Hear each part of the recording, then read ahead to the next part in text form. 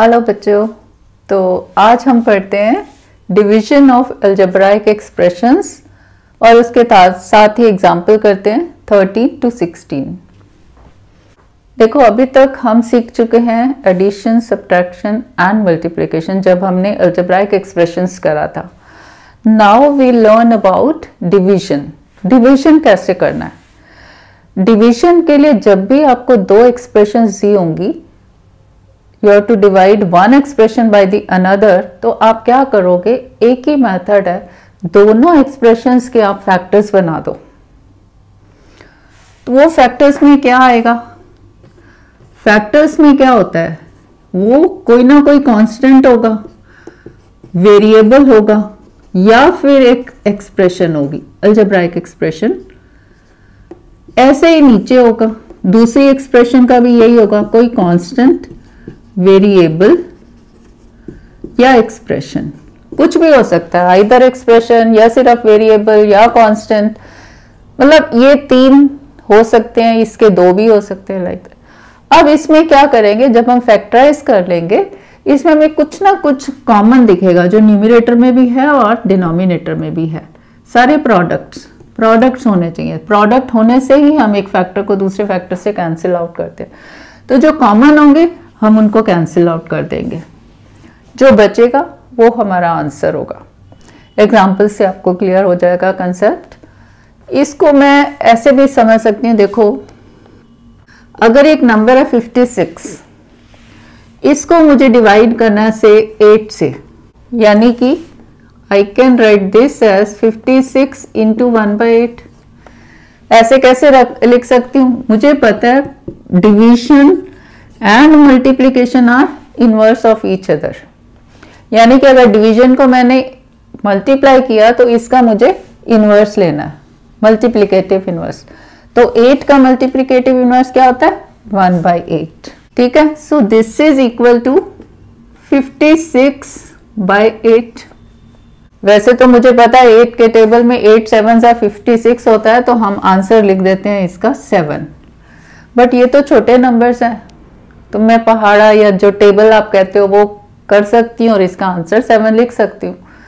क्या होगा जब बहुत बड़े नंबर्स होंगे या नंबर की बजाय कोई एक्सप्रेशन होगी, अलजेब्राइक एक्सप्रेशन, क्योंकि अल्टीमेटली वो भी एक नंबर ही है ना, तब क्या करेंगे। तो उसके लिए देखो मेथड है, इसी को ही मैं उसमें बता दी आपको। अगर मैं 56 को मैं क्या लिख सकती हूँ, इसको लिख सकती हूँ मैं 7 इंटू 8। तो 56 डिवाइडेड बाई 8 क्या हुआ, 7 इंटू 8 डिवाइडेड बाई 8। सो इसमें देखो 8 और 8 गेट्स कैंसल्ड आउट, या 8 1 जा 8 1 जा, सो आंसर इज 7 इंटू 1 7। यानी कि अगर मैं जिसको मुझे डिवाइड करना है, whether it is a number, whether it is a product of variables और प्रोडक्ट ऑफ एक्सप्रेशंस, अगर मैं उसको किसी प्रोडक्ट में शो कर सकती हूँ, यानी कि अगर मैं उसको फैक्टराइज कर सकती हूँ, यानी कि अगर मैं उसको फैक्टर फॉर्म में लिख सकती हूँ दोनों को, तो जो कॉमन फैक्टर होगा वो कैंसिल आउट हो जाएगा। जब कॉमन फैक्टर कैंसिल आउट हो जाएंगे तो बाकी जो बचेगा वो हमारा आंसर होगा। अभी हम इसमें वही करेंगे जिनमें रिमाइंडर 0 होता है, तो वो परफेक्टली हमारा डिवाइड होने वाला है। कॉमन फैक्टर हम कैंसिल आउट करेंगे तो रेस्ट जो बचेगा that will be our quotient. Example से समझते हैं, इससे कंसेप्ट हमारा और क्लियर हो जाएगा। सपोज फर्स्ट है 6x cube divided by 2x। पहला मेथड तो ये है कि जिसको मुझे डिवाइड करना है उसको मैं किसी ऐसे प्रोडक्ट में लिख दूं कि एक फैक्टर जो है मेरा इससे कैंसिल आउट हो जाए। तो मैं 6x क्यूब को क्या लिख सकती हूँ, इसको मैंने एक फैक्टर, मुझे अगर यही चाहिए तो दिस इंटू में और क्या लिख सकती हूँ। तो पहले कोफिशिएंट देखो, 2 into which number is 6, 2 into 3, 2 into 3 6 हो गया। अब x क्यूब को देखते हूँ, x तो मुझे चाहिए x रेज़ टू पावर 1, बाकी कितना बचा, x raise to power 2। x cube क्या है, 1 प्लस 2 ना, सेम बेस, 1 प्लस 2 3, तो 6x cube I can write like this. ठीक है, then 6x cube upon 2x is equal to this 2x into 3x square upon 2x. Now 2x gets cancelled out, so answer is 3x square. Alternatively हम क्या कर सकते हैं, 6x cubes के factor बनाओ, that is 2 into 3 into x into x into x. 2x के factors बनाओ, 2 into x. अब इनको डिवाइड करना, इसको ऐसे लिखो,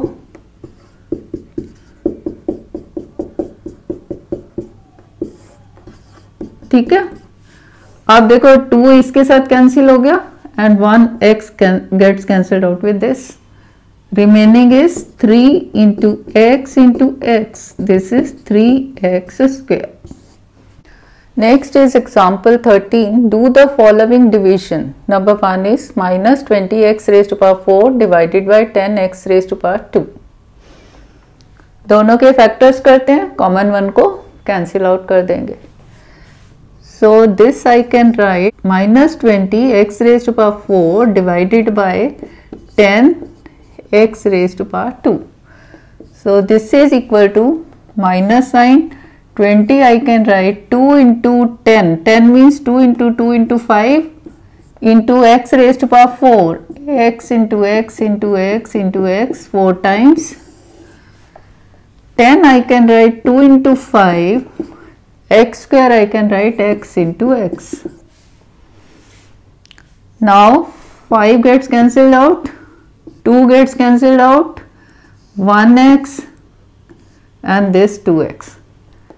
क्या बचा, minus 2x into x,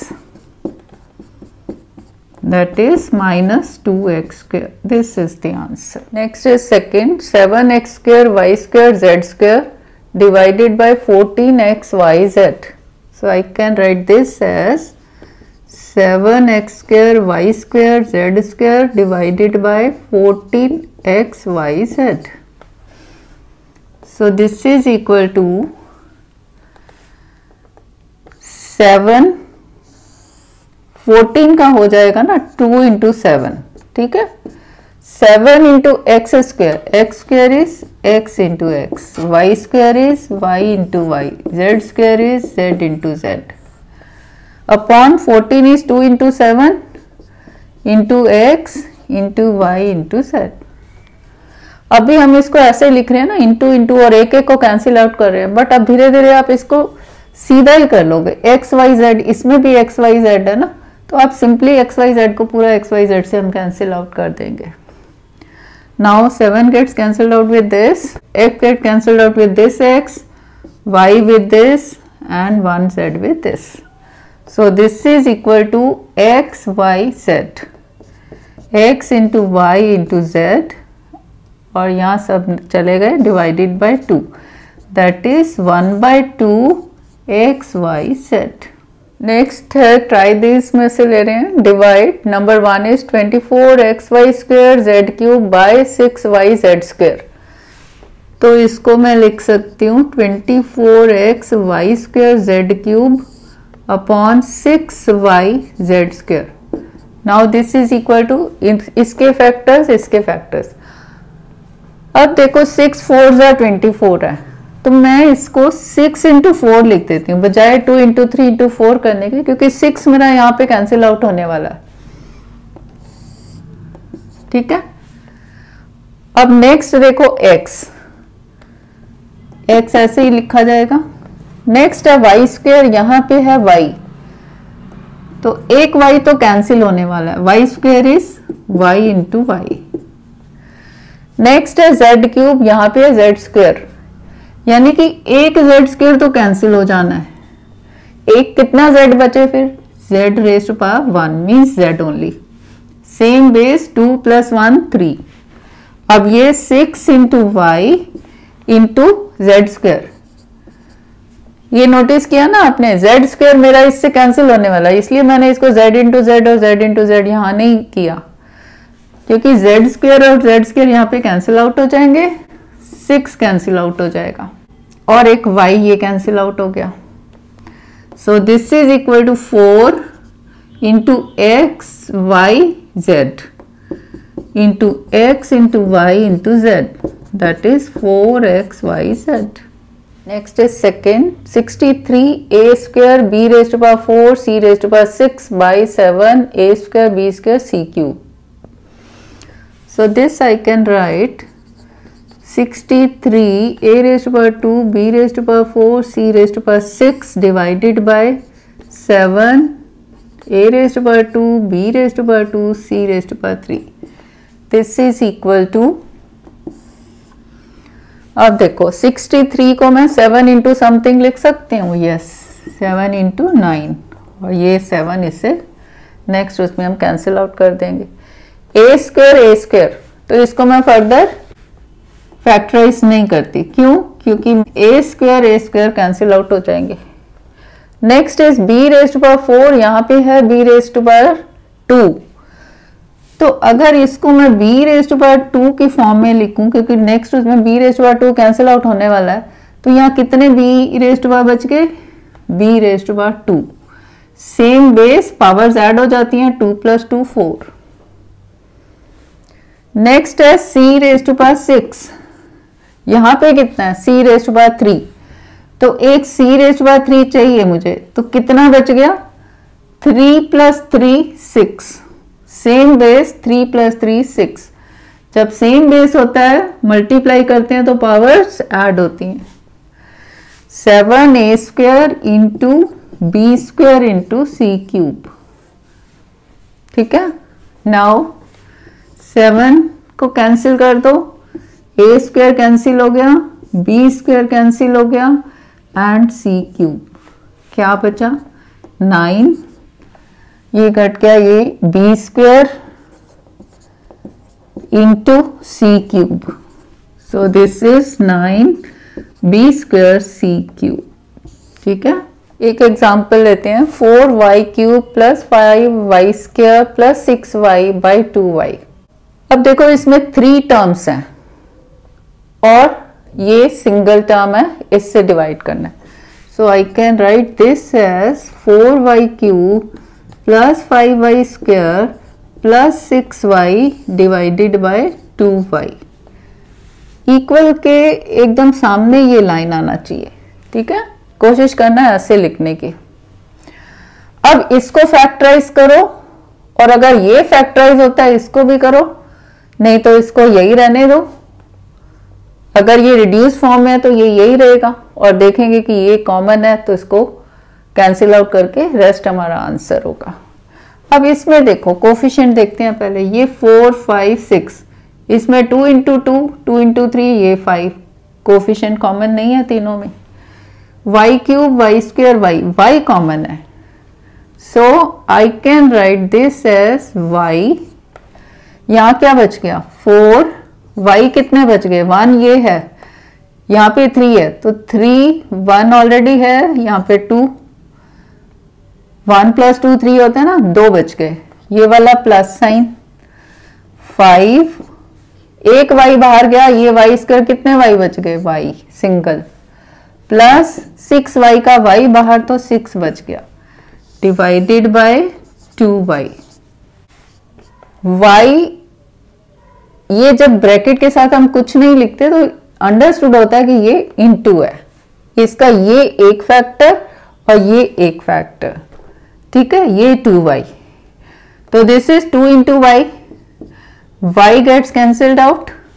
so now I can write this as 4y square plus 5y plus 6 divided by 2.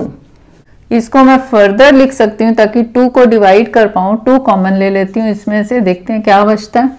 2 into 2 4, तो 2 बच गया. y स्क्वायर प्लस, अगर 5 में से 2 बाहर लेती हूँ तो क्या बचा? 5 बाई 2. क्यों? देखो 2 इंटू 5 बाई 2 क्या होता है? 2 2 कटा 5 बच गया ना. यही 5y को हम 2 बाहर ले रहे हैं, मीन्स अंदर बच गया 5 बाई 2 y प्लस 6 में से 2 ले लिया तो 3 डिवाइडेड बाई 2, तो ये 2 कट गया. ये हमारा आंसर आ जाएगा.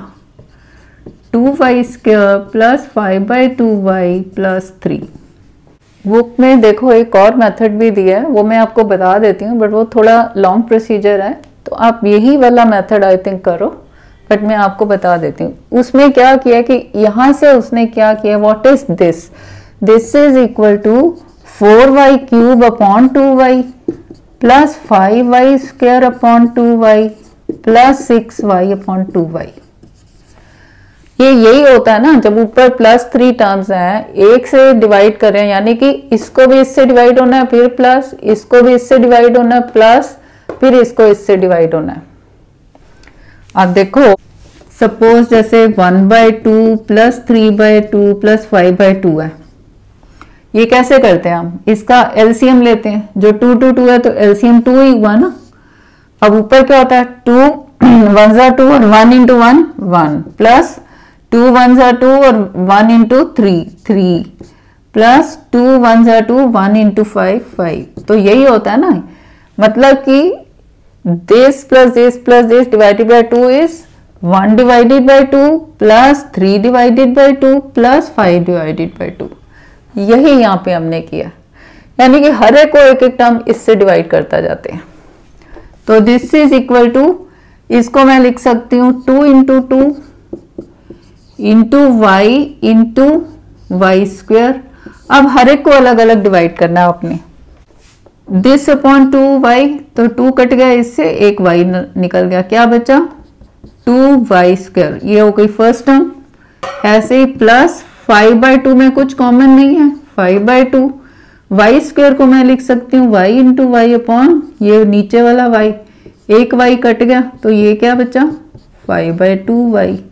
इसको देखते हैं प्लस 6/2, तो मैं इसको लिख सकती हूँ 2 into 3 6 into y upon 2 into y, 2 कट गया, y कट गया, प्लस 3। यही हमारा आंसर था ना। बट इसमें थोड़ा लॉन्ग है कि हर एक टर्म को आपको फैक्टराइज करना है, फिर इसको कैंसिल आउट करना है, तो आप बेहतर है कि इकट्ठा करो आप। Next is example 14th, divide 24 x square y z plus x y square z plus x y z square by 8xyz। सो I can write this as 24x square yz plus xy square z plus xyz square divided by 8xyz। अब देखो ऊपर हम factorise करेंगे, ये तो reduced form में है, इसको फर्दर हम फैक्टराइज नहीं कर सकते, सिर्फ इसको 2 इंटू 2 इंटू 2 लिख सकते हैं। बट यहाँ पे 24 है और मुझे पता है 24 इज 8 इंटू 3, तो 8 कैंसिल आउट होने वाला है, तो 8 को हम फैक्टराइज नहीं करेंगे, इसको एज इट इज इसको फैक्टराइज करते हैं। इसको मैं लिख देती हूँ 8 इंटू 3 इंटू, अब देखो इसमें x y z x y z x y z, एक एक्स वाई जेड कॉमन है, एक्स वाई जेड, ठीक है, इसको हमने कॉमन ले लिया। अब यहाँ क्या बचा, फर्स्ट टर्म देखते हैं, x की एक पावर मैंने ले ली, कितनी बच गई, एक पावर बच गई, x into x is 1 + 1 2, y बाहर ले लिया, एक z ले लिया बाहर, तो अंदर बच गया सिर्फ x, ये वाला प्लस साइन लगाओ। अब इस टर्म को देखो, इस टर्म में से मैंने x y z बाहर ले लिया, क्या बचा, x बाहर आ गया, y एक बाहर लिया, यहाँ पे 2 है तो एक बच गया, z मैंने बाहर ले लिया। अब ये वाला plus sign, x y z मैंने बाहर ले लिया, क्या बचा, x गया बाहर, y गया बाहर, z स्क्वायर में से एक z गया, तो कितना बचा, एक z बच गया, 1 + 1 2। इसको एज इट इज लिख लो 8 इंटू एक्स वाई जेड। अब 8 8 इससे कैंसिल हो जाएगा, एक्स वाई जेड को हम पूरा इसके साथ कैंसिल कर देते हैं। वैसे आप लिखते हैं x into y into z, x into y into z, एक एक को काटते हैं एक्स वाई जेड, आप इकट्ठा काट दिया हमने, नीचे कुछ नहीं बचा। सो ऊपर क्या रह गया, 3 into x plus y plus z, that is 3 into x plus y plus z, ये हमारा आंसर। एक और एग्जाम्पल लेते हैं, divide 7x square plus 14x by x plus 2। पहले इसको फैक्टराइज करो और रादर पहले हम इसको लिख सकते हैं 7x square plus 14x divided by x plus 2। अब इसको फैक्टराइज करो, इसको करो। अब ये तो ऑलरेडी रिड्यूस फॉर्म है, कुछ कॉमन नहीं है और फर्दर फैक्टराइज भी नहीं होता। इसको एज इट इज लिखते हैं, इसको फैक्टराइज करते हैं। अब आप देखोगे कि हमें कुछ ना कुछ ऊपर इस एक्सप्रेशन और कुछ और मिलेगा और फिर ये एक्सप्रेशन हम कैंसिल आउट कर देंगे, रेस्ट हमारा आंसर होगा। अब दिस आई कैन राइट, देखो इसमें 7 है, 14 इज 7 इंटू 2, तो 7 कॉमन है तो 7 बाहर ले लिया। यहाँ पे एक्स स्क्वायर और एक्स, एक एक्स कॉमन हो गया। अंदर क्या रहा, 7x स्क्वायर में से मैंने 7x बाहर लिया, यानी कि 7 तो कोफिशिएंट तो पूरा गया। एक्स स्क्वायर में से एक x ले लिया तो कितनी x बचे, 1, क्योंकि सेम बेस 1 प्लस 1 2, ठीक है, plus sign as it is. 14 में से मैंने 7 ले लिया, 7 2 सा, ठीक है, 7 इंटू 2 इज 14। x मैंने बाहर ले लिया तो x प्लस 2 अंदर रह गया डिवाइडेड बाय x प्लस 2। अब ये x प्लस 2 और ये x प्लस 2 कॉमन हो गए ना, सो इसको पूरा का पूरा एक्सप्रेशन काट सकते हैं क्योंकि expression is some number only. तो ये इस नंबर के साथ कट गया, तो क्या आंसर बचा हमारा, 7x, ये आंसर है। Next example 15th, divide 44 x raised to power 4 minus 5x raised to power 3 minus 24x square by 11x into x minus 8. So I can write this as x raised to power 4 minus 5x cube minus 24x square divided by 11x into x minus 8. अब देखो जो नीचे वाली term है that is a product of 11 constant into variable into expression, जो कि further reduce नहीं हो सकते। 11 फर्दर रिड्यूस नहीं हो सकता, x नहीं हो सकता, x माइनस 8 नहीं हो सकता, तो ये तो एज इट इज रहेगा। अब इनको हम फैक्टराइज करते हैं। So 44 into x raise to power 4 minus 5x cube minus 24x square, this is equal to 11 into 4 को हम 2 इंटू 2 नहीं लिखते क्योंकि 11 ही है मेरे पास नीचे, 11 इसके साथ कैंसिल आउट हो जाएगा, ठीक है। अब इसमें मुझे क्या, x raise to power 4, x raise to power 3, x raise to power 2, क्या कॉमन लग रहा है, x, कितनी पावर है, मिनिमम 2 है, तो x रेज टू पावर 2 को हम बाहर ले लेते हैं। अंदर क्या बचा, x रेज टू पावर 2 लिया तो यहाँ x रेज टू पावर 4 है, तो 4 माइनस 2 बच गया, x raise to power 2, 2 plus 2 4 होता है ना, ये वाला minus sign, 5 as it is.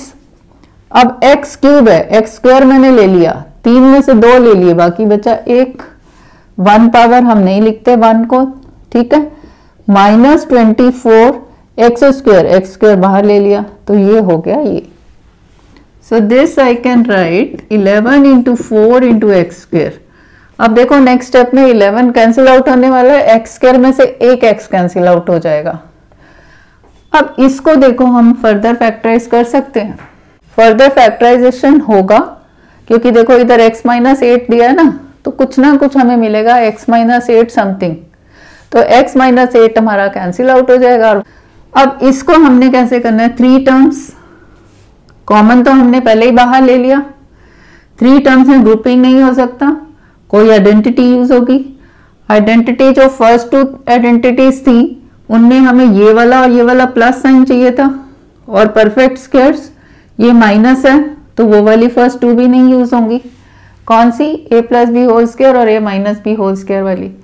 तो हमारी जो लास्ट आइडेंटिटी थी वो यूज करके हम इसके फैक्टर्स करेंगे। लास्ट आइडेंटिटी में हमने क्या किया था, जो ये लास्ट टर्म है उसके फैक्टर्स बनाए थे, 2 12 सा, then 2 6 सा, then 2 3 सा, 3 1 सा, so 24 is 2 into 2 into 2 into 3। ये 4 फैक्टर्स हैं, हमें 2 ऐसे फैक्टर्स इसके बना देने हैं कि जिसका प्लस माइनस मुझे -5 मिले। अगर मैं ये एक 3 लेती हूँ और ये 8 ले लेती हूँ। 8 इंटू 3 24 होता है ना। देन 8 माइनस 3 इज 5, बट मुझे क्या चाहिए -5। दैट मीन्स मुझे चाहिए -5। -5 चाहिए तो बड़े वाले नंबर का मुझे माइनस लगाना है और इसका प्लस।